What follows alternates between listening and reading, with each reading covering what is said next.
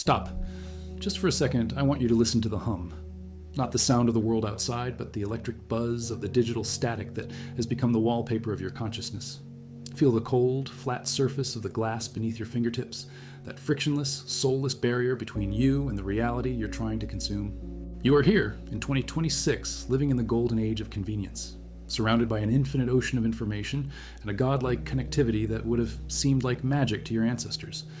And yet, there's a hollow ache in your solar plexus that no amount of scrolling can soothe. There is a quiet, persistent nausea that settles in when the lights go out, and the only thing illuminating your tired eyes is the pale blue ghost of your smartphone. You feel it, don't you? That gnawing suspicion that you are a biological error, a ghost haunting a machine that wasn't built for you. You feel like a stranger in your own skin, an exile in your own century.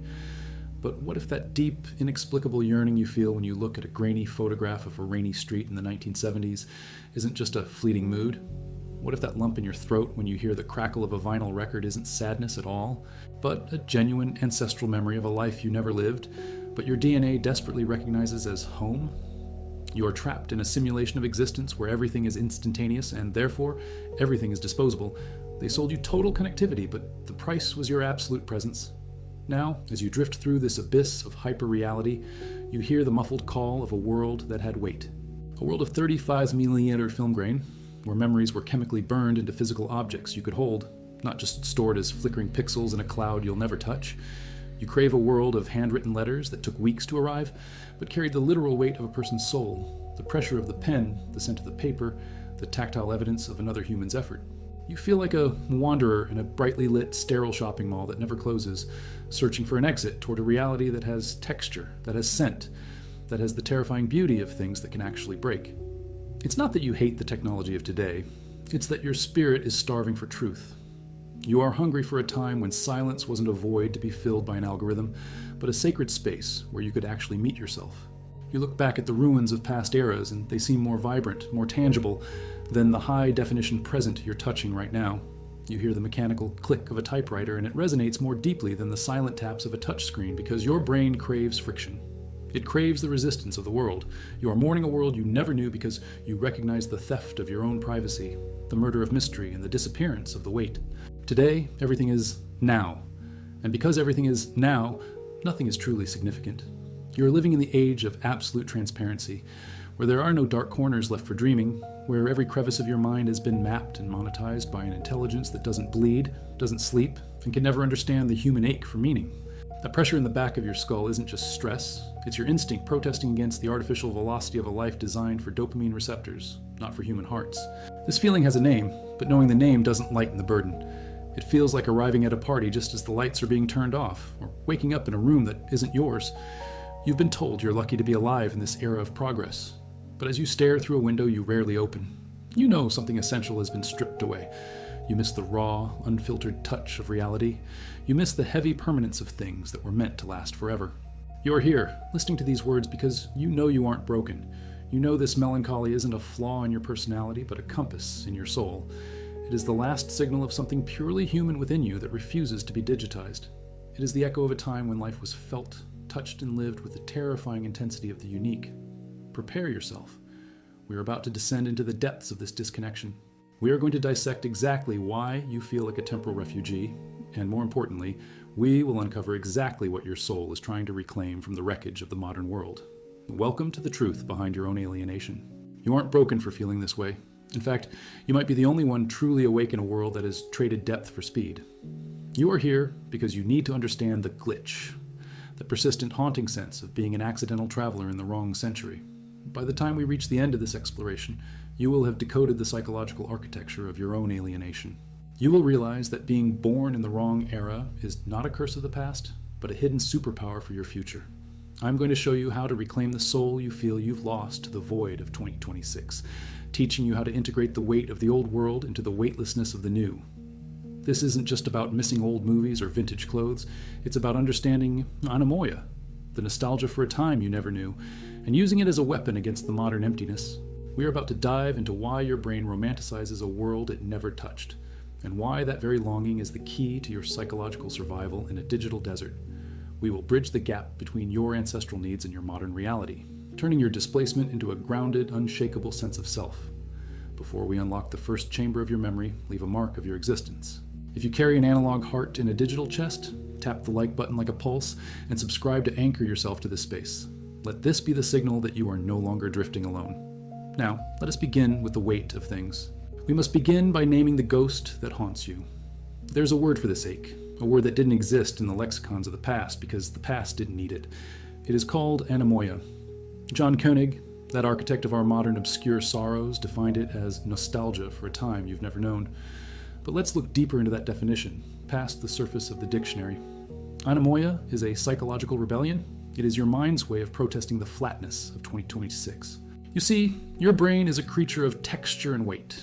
It craves the physicality of existence, the way a photograph fades at the edges, the way a book's spine cracks under the pressure of repeated readings, the way a vinyl record gathers the literal dust of the room it lives in. In those eras you crave, time had a cost. It had a body. Every object was a witness to its own history. But today, in this digital purgatory, everything is rendered in sterile, immortal pixels.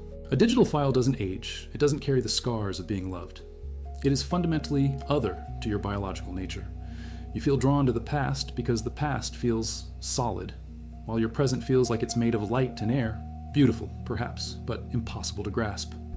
You are romanticizing the physical weight of the world because you are tired of living in a reality that offers no resistance to your touch. This isn't just a whim of your imagination. It is a primal scream from your DNA. Your biology is currently experiencing a catastrophic mismatch with the environment you've built for it. We are the descendants of creatures who lived in small, tight-knit tribes, bound by the dirt under their fingernails and the shared heat of a fire.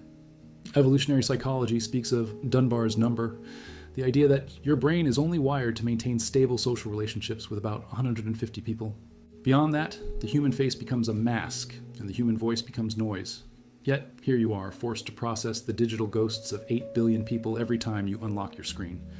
Your nervous system is being flooded with the triumphs, tragedies, and trivialities of a planet, and it is simply too much. You weren't designed to know everything that is happening everywhere, all at once. You were designed for friction. You were designed to walk to a friend's house, to wait for a letter, to endure the silence of a long afternoon. Modern life has removed all the friction. We have optimized away the weight, but in doing so, we have optimized away the meaning. Without the resistance of the world, your spirit begins to atrophy. You missed the wrong era because your biology is begging for the boundaries and the slow rhythmic pace of a life that actually fits the speed of a human heart. Take a breath. Can you hear it? Can you imagine the heavy, rhythmic thwack of a typewriter key hitting paper, the mechanical resistance of a rotary phone dial spinning back into place? These sounds are the anthems of a world that functioned at a human scale. Listen to that imaginary typewriter for a moment. It forces a certain cadence. It demands that you think before you act. It makes every word a permanent physical commitment. In 2026, you can delete 1,000 words in a second, and because you can, those words often feel like they never existed at all. Your brain is starving for that mechanical feedback, for the tactile ASMR of a reality that pushes back. But we must be careful. There's a trap here, a seductive poison that philosophers have warned us about for centuries. Arthur Schopenhauer, the great pessimist of the human condition, understood that desire is a pendulum that swings between boredom and pain. We look back at the golden age through a filter of our own making. We see the 1920s jazz clubs or the 1950s diners, but we're looking at them from the safety of a world with antibiotics and human rights.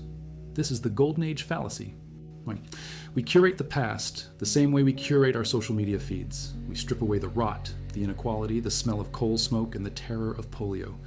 We treat the past as an aesthetic, a costume we can put on to hide from the coldness of the present. But why do we lie to ourselves? Because the pain of the past feels more honest than the comfort of the modern void. We would rather suffer in a world that feels real than be comfortable in a world that feels like a simulation. We are willing to trade our modern safety for a sense of being, a state where our actions have consequences and our presence is required. You don't want to live in 1940. You want to feel the way people in 1940 felt when they looked at each other without a lens in the way. Now, we reach the final layer of the escalation. This is the digital void. Jean Baudrillard, the prophet of the postmodern, spoke of the simulacrum, a copy that has no original. He argued that we have reached a point where the map has replaced the territory. You don't go on a hike to see the forest. You go on a hike to capture a representation of yourself seeing the forest. The digital image of your life has become more important than the life itself. This is why you feel so lonely in a world that is supposedly more connected than ever. You are surrounded by simulations of connection. The algorithm has replaced serendipity. In the wrong era, you could get lost. You could walk into a bookstore and find a book that changed your life by sheer accident. Today, the algorithm predicts what you want before you even know you want it, effectively robbing you of the thrill of discovery. You're living in a curated cage. The walls are invisible because they are made of data, but they are walls nonetheless. You feel like you were born in the wrong era because you are one of the few who can still sense the bars. You can feel the lack of soul in the hyper-resolution of 2026. You're mourning the death of the real, and that mourning is the most authentic thing about you. It is the last shred of your humanity refusing to be compressed into a data point. You are standing on the edge of the abyss, looking back at a shoreline that no longer exists, wondering if there's any way to find ground that doesn't crumble under the weight of a click. Listen closely, because we have reached the center of the labyrinth, and the truth I'm about to tell you is going to hurt before it sets you free. We have spent this time mourning the past, haven't we? We've romanticized the neon streets of the 80s, the rugged simplicity of the frontier, or the intellectual smoke of a 1950s cafe.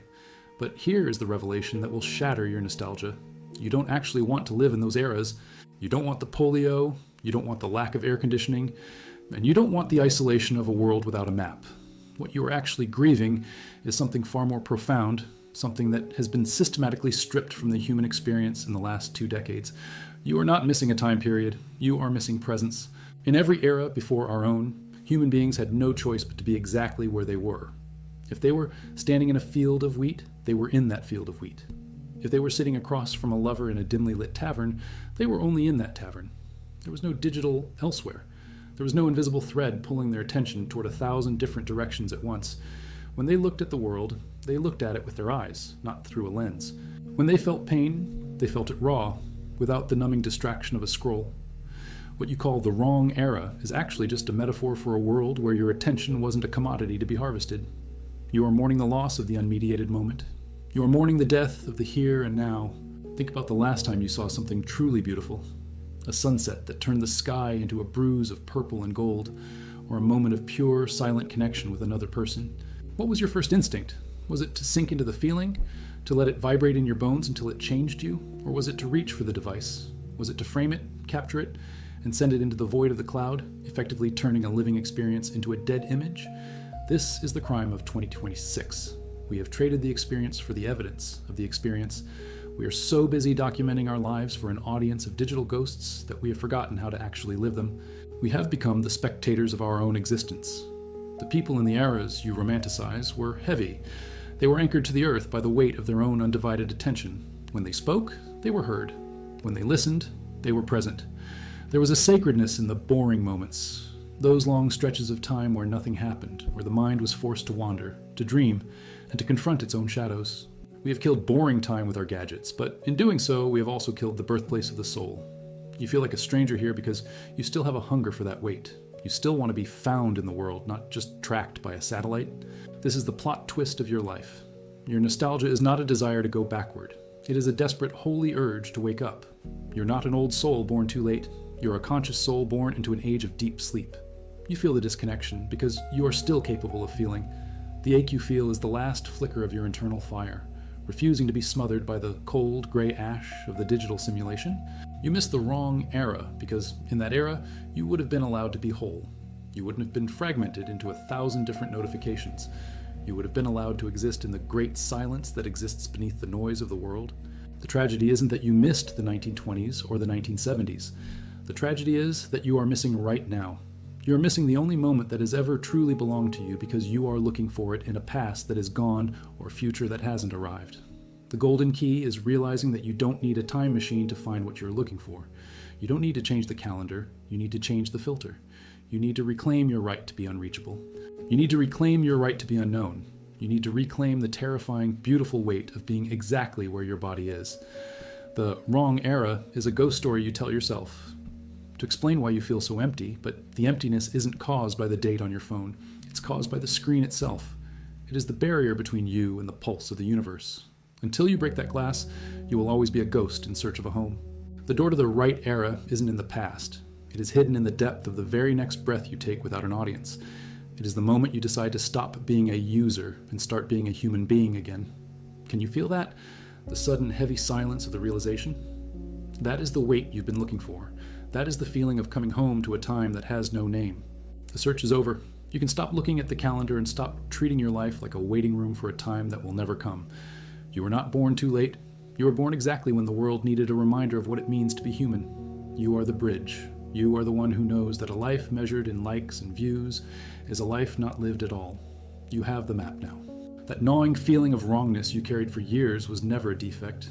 It was your compass, pointing you toward the only thing that truly matters, the weight of your own existence. From this moment on, don't just consume the world. Touch it, smell it, wait for it, suffer for it if you have to, but do not let it pass you by through a 5-inch screen.